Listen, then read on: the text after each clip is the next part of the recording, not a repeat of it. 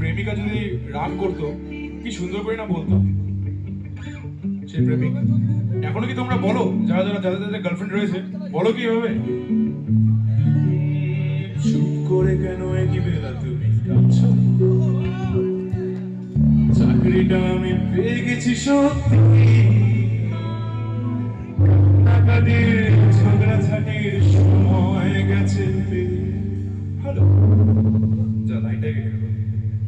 Hello, তুমি শুনতে পাচ্ছ? চুপ করে কেন এগিয়ে বলছো?